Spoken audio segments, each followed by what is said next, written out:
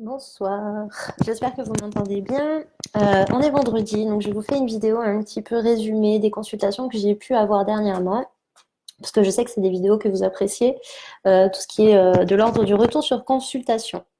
Donc aujourd'hui, on va pouvoir partir de ce qui a été traité dans le rendez-vous que je viens juste de terminer. Qui peut être intéressant pour toutes les personnes qui ont des postes à responsabilité ou qui sont auto-entrepreneurs ou qui ont des projets à monter, où il y a une notion en fait de quantité, de masse de choses à effectuer. Alors la lumière n'est pas très bonne, je m'excuse, mais on fait avec les moyens du bord. Donc, c'est une personne qui, du coup, pour le coup, est à un poste à responsabilité et qui me consulte puisqu'elle est, on va dire, entrante sur ce poste-là, pour travailler la notion de lâcher prise et la gestion des émotions. Donc, c'est ce qu'on est allé voir ensemble sur une séance d'une heure. Donc, ça se passe par Skype, téléphone, etc. En général, c'est à distance en ce moment, puisqu'on est un petit peu contraint. Et donc, on va voir un petit peu ensemble quels ont été les points qui ont été abordés, qu'est-ce que j'ai pu lui amener vis-à-vis de sa thématique, et en quelle mesure ça peut être intéressant d'avoir ce type de positionnement, d'état d'esprit ou d'information bien en tête quand on veut pouvoir aborder quelque chose qui peut paraître assez massif en termes de projet, ou bien quand on a envie en fait de pouvoir manager, j'ai envie de dire, ou du moins réaliser plusieurs projets en même temps. Donc, bien sûr que pour arriver à ce type d'objectif-là, ben, il va être important d'avoir des bases solides et d'avoir aussi de la structure. Alors, je vais essayer de tourner l'ordi parce que, voilà, c'est peut-être, je sais pas si c'est mieux comme ça. Voilà. Donc, de la solidité et de la structure, donc des bases solides sur lesquelles s'appuyer et aussi une forme de souplesse, de fluidité, d'adaptation un petit peu à ce qui va venir rentrer en fait dans le projet, ce qui potentiellement n'est pas ce que vous avez prévu, mais qui va quand même arriver. Donc une notion d'adaptabilité. Donc voilà, donc cette personne, elle était un petit peu désemparée en premier lieu vis-à-vis de la tâche en fait qui l'attendait par rapport au nouveau poste qui est pris et ce qui peut être demandé avec une nécessité de se former en plus en période de crise, donc c'est quand même assez complexe. Mais pour autant, avec un bon état d'esprit, on peut vraiment arriver à relever les challenges de façon beaucoup plus simple que si on les prend comme ça de front et de façon un petit peu dispersée. Et donc la dispersion, elle, c'était son état de base, du moins c'est la première chose qu'on a relevée, c'était qu'il y avait conscience d'un amas de tâches à réaliser, mais qu'il n'y avait pas forcément de structure, de priorisation, et surtout il n'y avait pas de choix en fait qui était posé. Donc on a travaillé un petit peu cette idée qu'il est vraiment essentiel de savoir prioriser ses tâches, de savoir structurer son travail, d'avoir des axes en fait dans la réalisation de ses objectifs. Par exemple, pour un objectif donné, il peut y avoir plusieurs axes qui ont besoin d'être travaillés et il faudra savoir leur donner un cadre particulier pour que chacun de ces axes puisse, alors cette lumière c'est vraiment pénible, puisse être nourri et puisse donner en fait pour que vous puissiez avoir une plage de temps nécessaire pour chacune des tâches qui sont importantes de réaliser. En plus, le fait de le poser, le fait que ce soit structuré, ça va venir dégager le mental des tâches qui pourraient tourner en boucle. Par exemple, si vous êtes en train d'effectuer quelque chose et que vous dites ah oui mais j'ai aussi ça à faire, j'ai aussi ça vient créer de la pression qui n'est pas favorable à ce que vous puissiez être efficace et à ce que vous puissiez aussi le faire de façon détendue. Et en général, quand on est détendu, qu'on a l'esprit frais, on est plus efficace. Notre niveau d'énergie est meilleur et donc on va beaucoup plus facilement vers la réalisation de ses objectifs. Donc on a abordé ces choses-là. Donc il y a une partie du travail qui va être sur quelque chose de très factuel, concret, des éléments qui sont donnés de comment est-ce que je peux mettre en place une priorisation, de quelle manière est-ce que je peux structurer mon travail. Tout ça, ce sont des axes vraiment oui, très concret, presque des exercices en fait à mettre en place. Et puis après, il y a tout ce qui va être le travail de l'énergie, le déblocage de l'inconscient et en l'occurrence les problématiques ou du moins les freins qui étaient présents chez ma cliente en ce qui concerne cette dynamique en fait de lâcher prise.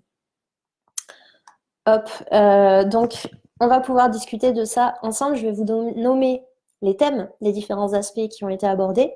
Bien sûr que quand je vous les donne comme ça, on ne travaille pas sur votre énergie personnellement, mais ça vous donne quand même des petites astuces, des petits tips en fait, si vous êtes dans la même logique. Donc l'idée, pour lui permettre d'être un petit peu plus sur de l'efficacité, tout en étant dans du lâcher-prise, du plaisir à faire en fait, du plaisir à progresser sur ce nouveau poste, tout en respectant ce qui doit être fait, ce qui est demandé, puisqu'elle est salariée, c'était déjà dans un premier temps de s'intéresser à la qualité de ce qui est produit plutôt qu'à la quantité. Parce que quand on est dans une logique productiviste, parfois on peut avoir envie de boucler les dossiers les uns après les autres, sans prendre le temps en fait de le faire vraiment correctement. Après, il ne faut pas rentrer dans une logique de perfection, mais ça peut être intéressant aussi de venir juste faire corps avec le travail à fournir, d'être vraiment présent à ce qui est là pour vraiment fournir le meilleur de soi. Puisque dans un travail, on pourrait considérer qu'on a une obligation de résultat, mais ça, c'est quelque chose qui va générer de la pression. Alors que si on s'autorise à penser qu'il y a simplement une obligation de moyens, c'est-à-dire de faire son travail du mieux possible, eh bien, ça va alléger le sentiment de pression qui peut venir chez des personnes qui auraient tendance à se surresponsabiliser, à vouloir trop plaire, peut-être passer des paliers un petit peu trop vite, etc. Donc ça va venir un petit peu alléger la situation. Et vous pouvez vous dire à la fin de la journée, bon ben voilà, de toute façon, j'ai fait du mieux que j'ai pu, donc j'ai rempli le contrat en fait. J'ai fait ma part et c'est tout ce qu'on me demande de faire. Et ça vient amener une forme de souplesse, plutôt que si on part sur des résultats, parfois les résultats, ils peuvent être en dehors de la réalité, on peut se surestimer ou se sous-estimer, et donc ça vient faire rentrer pas mal d'émotionnel sur le travail, alors que l'idée, c'est de fournir un travail de qualité. Moi, j'appelle ça être efficace, mais c'est plutôt l'idée de fournir un travail de qualité, et donc ça, c'est simplement en faisant de son mieux qu'on peut y arriver. Enfin, du moins de l'appréhender de cette manière-là, ça va vous permettre de faire un travail de qualité derrière, puisque vous enlevez la part d'énergie qui est prise par le fait de se mettre la pression.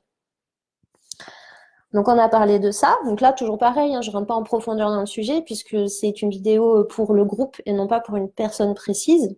Quand c'est pour une personne en particulier, on va plus en profondeur et je viens apporter des images à ça. Il y a un échange aller-retour entre moi et la personne, bien sûr. Mais on vient travailler sur l'énergie spécifique de la personne, la façon dont elle fonctionne, dont elle s'est structurée et comment je peux l'aider au mieux, en fait.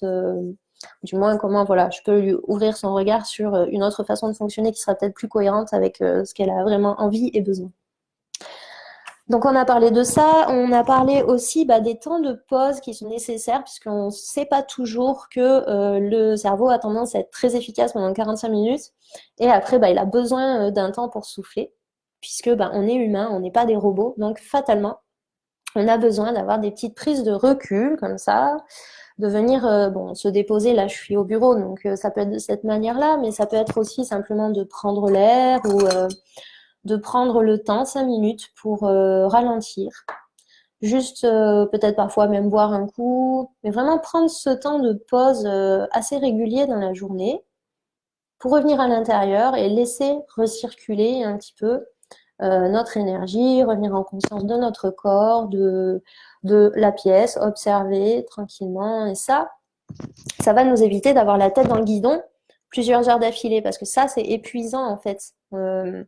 Sur le long terme, vous voyez bien que quand vous êtes sur une tâche qui dure plusieurs heures et que vous ne prenez pas 5 minutes pour souffler, ça devient vite compliqué et de toute façon, à la fin, vous ne faites pas forcément mieux votre travail, vous allez plus vite. Il n'y a pas forcément autant de qualité dans la prestation que vous fournissez. Je ne sais pas, ça dépend de votre métier, mais de toute façon, même pour de l'apprentissage simple, le cerveau fonctionne mieux de cette manière, d'avoir 45 minutes de focus et quand même un temps de pause pour changer de focus et hop, ça rafraîchit un petit peu, ça fait un peu un reset au niveau du cerveau et ça permet de revenir un petit peu sur l'objectif de façon plus claire. Donc on a parlé de ça, cette histoire de recul. Il y a aussi la prise de recul par rapport à ce que vous avez fait dans la journée. Quels sont mes apprentissages de la journée, est-ce que j'ai échoué à un moment, donc est-ce que potentiellement je peux apprendre de ça pour continuer à grandir dans mon expertise ou continuer à grandir dans ma façon d'aborder l'objectif que j'ai à terme. et du moins dans ma façon d'aborder le chemin qui va vers cette réalisation. Qu'est-ce que je peux apprendre de ça et emporter avec moi pour les jours qui vont venir ou pour les étapes suivantes. Donc ça, c'est primordial. Parce que ça vous permet aussi de prendre conscience de vos potentiels. Et ça vous permet de vous rendre compte que parfois, vous avez des capacités qui sont peut-être supérieures à ce que vous pensiez, que vous avez su vous adapter. Ça vous permet aussi de noter tout ce qui a pu être mis en place, que peut-être vous n'aviez jamais fait avant. Donc ça fait exister ça. Et en quelque sorte, ça vient mettre à la conscience qu'il y a des potentiels supplémentaires sur lesquels vous pouvez vous appuyer pour la suite de votre vie, mais de vos objectifs aussi. Mais globalement, c'est quelque chose qui a été déterré en quelque sorte et qui est maintenant présent. Et prendre le temps de le poser, ça lui donne une force supplémentaire. Ça permet de faire exister ça plus fort. Et donc d'être bien présent, bien intégré en fait à l'intérieur de vous. Si vous intégrez pas quelque chose, vous pouvez pas vraiment vous en servir de façon aussi fluide que si vous avez posé que ça c'est acté que voilà, je sais faire ça, là j'ai compris ça, qu'est-ce que j'aimerais améliorer demain, à quel niveau ça peut être au service de ce que j'ai envie de construire, etc., etc. Ça, c'est des temps qui sont intéressants à prendre, qui sont notamment pour les personnes qui ont des postes à responsabilité ou les entrepreneurs, enfin toutes les personnes qui vont être autonomes aussi dans leur démarche.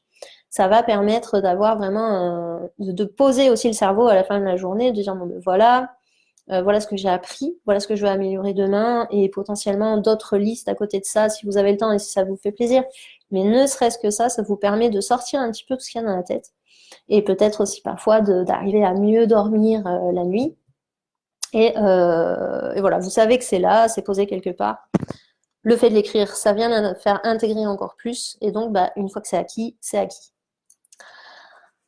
Donc, on en a parlé de cette chose-là. Qu'est-ce que j'avais envie de vous partager? Donc, structurer les axes, plus leur créer des plages attitrées, on en a parlé. Revenir à la présence, on en a parlé, c'est l'histoire de prendre des pauses. Et donc, certains, ça va être je prends l'air dehors. Il y en a d'autres, c'est je fume une clope. Ça peut être je bois un coup, mais vraiment, c'est important d'avoir des phases de recul pour éviter de rentrer dans le mode robot où on va perdre en efficacité, on va perdre en clarté, parce qu'on perd en énergie, en fait. Et puis, ça permet de rafraîchir un petit peu. Après, il faut aussi être à l'écoute de votre propre fonctionnement. Là, ce sont des pistes.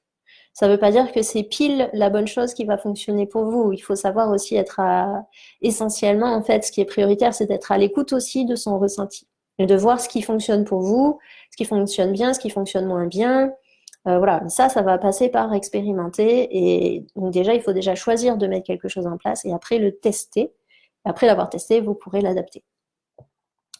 Mais l'idéal, en fait, c'est que ça parte de votre fonctionnement à vous, que ça vous ressemble, que votre dynamique de croissance ou votre façon de réaliser vos objectifs, vos petits rituels, comment vous ritualisez votre journée de travail ou comment vous ritualisez la façon de réaliser vos projets, comment vous organisez, etc. Il faut qu'il y ait une part de discipline, mais il faut aussi qu'il y ait une part de vous, en fait, à l'intérieur. C'est-à-dire qu'il n'y a pas un fonctionnement qui est meilleur qu'un autre. Il y a le fonctionnement qui est bon pour vous, qui vous correspond et qui vous permet de donner le meilleur de vous-même, en fait, tout en vous faisant plaisir.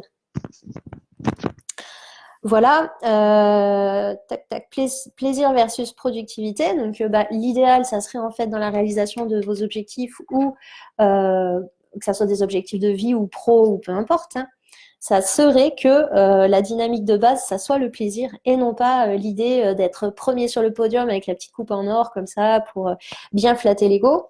L'idée, c'est plutôt d'être sur un moteur, une mise en mouvement qui parte d'une motivation profonde. Donc, quand vous avez un objectif à réaliser, ça peut être intéressant de vous poser la question, quel est mon pourquoi? Pourquoi est-ce que j'ai envie de faire ça en fait? Et quand vous sentez que vous avez un petit coup de mou, revenir un petit peu sur le pourquoi, refaire le point, reprendre un petit temps de recul pour reposer les bases de est-ce que j'ai toujours envie de faire ça pour les mêmes raisons? Si j'ai envie de faire ça pour cette raison-là, est-ce que c'est toujours juste pour moi? Est-ce que ça part de quelque chose de profond et de sincère? Ou est-ce qu'il n'y a pas un petit peu d'ego qui se met là-dedans parce que en faisant ça, je pourrais attirer à moi ceci et cela? Bref, ça, ce sont des questions qu'il est important de se poser pour éviter que vous vous désaxiez de ce qui est vraiment important pour vous, intrinsèquement en fait. Donc c'est vraiment intéressant d'avoir ces temps de recul pour refocaliser sur ce qui est vraiment essentiel pour vous, plutôt que par mirage ou par logique de tête dans le guidon, vous finissiez par vous désaxer de la chose que vous êtes vraiment venu incarner ici, ou que vous avez vraiment envie de réaliser si c'est un projet. Mais du coup, voilà, on a chacun des talents particuliers qui ne sont pas là au hasard. Donc ça vous donne un indice supplémentaire sur ce que vous pourriez aimer faire de ça. Mais bon, là, on va rester sur le sujet d'aujourd'hui. Donc ensuite, comprendre que les échecs permettent de grandir, et c'est à travers aussi les échecs qu'on apprend à maîtriser, et non pas, on n'arrive pas sur un poste, bam, c'est bon, on sait tout faire. C'est normal en fait de savoir, de ne pas tout savoir et de ne pas exceller en premier lieu. Alors tout le monde est conscient de ça. Pour autant, il y a beaucoup de personnes qui se mettent la pression avec le fait, en arrivant sur un poste ou en commençant un projet, il y a beaucoup de gens qui potentiellement se mettent la pression en se disant bon ben voilà, là je dois faire telle et telle action, donc il faut que je sois au taquet, il faut que je connaisse tous les tenants, les aboutissants. Et ça va générer beaucoup de contrôle et donc beaucoup de stress, beaucoup d'anxiété. Et ça va pas forcément faciliter la façon dont vous allez pouvoir réaliser vos projets, parce qu'en fait, à partir du moment où vous mettez du contrôle, ça va venir en quelque sorte énergétiquement. Donc là, c'est plutôt sur le plan de l'énergie, mais c'est un petit peu la base. Donc il y a aussi tout ce qui est ce que vous faites concrètement comme action, mais si l'énergie ou l'intention en dessous est mal placée, ça risque de chier un petit peu dans la colle. Donc c'est quand même intéressant de venir traiter cet aspect-là. Je sais plus ce que je voulais dire. C'est pas grave. Oui, c'est ça, ça va rajouter de la pression en fait si vous pensez que quand vous commencez quelque chose, vous allez absolument tout maîtriser, vous devez tout connaître, comme ça il y a rien, il y a aucune faille où quelque chose pourrait s'infiltrer. Ça n'existe pas. Donc déjà, dans un premier temps, de se dire que je ne peux pas tout contrôler et que c'est normal que les choses ne se passent pas toujours comme je le veux, ça permet aussi de relâcher un petit peu de pression. Donc là, je le dis rapidement, donc bien sûr que ça suffit pas, mais on peut travailler là-dessus pour faire en sorte que ce soit intégré et que vous avanciez vers vos objectifs ou vos projets de façon beaucoup plus fluide et sereine, en gagnant en capacité d'adaptation avec ce que la réalité vous propose. Parce qu'avoir des projets, des envies, des objectifs, c'est bien. Il ne faut pas que ça reste mental ou il ne faut pas que ça reste imaginaire. Il faut aussi que ça s'adapte à une réalité concrète, parce que sinon, bien sûr que ça ne va pas avancer de la façon dont vous le voudriez. Et pour ça, il faut apprendre à s'adapter, parce que la réalité nous amène des choses auxquelles on n'aurait pas forcément pensé dans ce qu'on avait imaginé de notre projet, mais qui potentiellement ont plus de puissance ou ont plus de saveur ou nous permettent plus de grandir que ce qu'on avait imaginé mettre en place dans notre projet idéal. Donc ça, c'est important aussi. Je vais me dépêcher, j'ai plus de batterie. Donc ça, intégré par l'expérience, bien sûr, c'est comme ça que ça marche. C'est pas intégré en réfléchissant, sinon ça se saurait. Donc confiance intérieure, sécurité, adaptabilité, plutôt que contrôle et pression. Bon, je pense que la phrase en elle-même dit assez bien que ce sont deux énergies différentes avec lesquelles vous pouvez avancer vers ce qui vous tient à cœur. C'est aussi des choses qu'on peut travailler ensemble à mettre ça en place. Pour que la sécurité, elle soit intérieure et non pas qu'elle se transforme en je contrôle l'extérieur et je deviens tyran ou hypermaniaque ou voilà. Et je finis par faire un burn-out parce que j'en peux plus, j'arrive pas à tout contrôler. Ça, les moyens plutôt que les résultats, on en a parlé. Et le respect des limites, le soin de soi et de son énergie, ça c'est aussi important. Si vous voulez construire votre démarche sur du temps long, c'est-à-dire si vous voulez vraiment intégrer ce que vous faites, si vous voulez le faire avec cœur, prendre plaisir à le faire, amener de la profondeur aussi dans votre projet, que ce soit plus une voie presque que, par exemple, un artisan, c'est pas quelqu'un qui va faire les trucs hyper vite, il prend pas le temps d'apprendre correctement, il se lance direct sur le sur le taf et il fait n'importe quoi. C'est une voie d'apprentissage sur le temps long. Enfin, du moins, moi, c'est ma façon de voir les choses. Je pense que pour les artistes, c'est pareil. Et même un entrepreneur ou même une personne comme moi, en étant accompagnant, on peut considérer que ce qu'on fait, c'est plus qu'un métier, c'est une voie, c'est une opportunité de grandir, de se connaître, de se découvrir, de déployer ses potentiels et de s'enraciner. Et c'est plutôt comme ça que je vois les choses. Si vous partez de ce principe-là pour réaliser vos projets et vos objectifs, vous sortirez grandi, quel que soit le résultat. Alors que si vous courez après la réussite, potentiellement, vous allez vous épuiser, potentiellement, vous allez vous désaxer et potentiellement, ça n'aura pas le même goût, la même saveur et de toute façon, à la fin, ça ne sera pas aussi intéressant que si vous l'aviez fait dans la première logique. Mais après, ça ne parle pas forcément à tout le monde. Moi, c'est plutôt ma façon d'envisager les choses et je trouve que ça a beaucoup plus de saveur et de classe de le faire comme ça que d'accumuler comme ça pour se sécuriser, d'accumuler les objectifs, d'accumuler les objectifs remplis, hein, d'accumuler les dossiers clôturés, d'accumuler les objets, d'accumuler. On peut aussi voir les choses différemment et prendre plaisir à se réaliser en marchant sur une voie particulière qu'on a choisie, en acceptant aussi bien les réussites que les échecs sur cette voie-là, puisque ça n'est pas l'objectif, mais simplement ce qui vient avec, en fait. L'important, c'est de prendre plaisir à. C'est pas le point B à la fin de la ligne, puisque de toute façon, ça fonctionne pas toujours de façon linéaire. Même carrément pas. Voilà, j'espère que j'ai été claire avec ça et que cette vidéo... Moi, je me dépêche parce que je veux pas que ça soit trop long pour vous. J'espère que cette vidéo vous a plu, qu'elle vous a apporté des points intéressants qui vous éclairent sur certains aspects de votre vie peut-être et sur vos objectifs. Le chemin, pas le but, Lucie. Oui, c'est ça.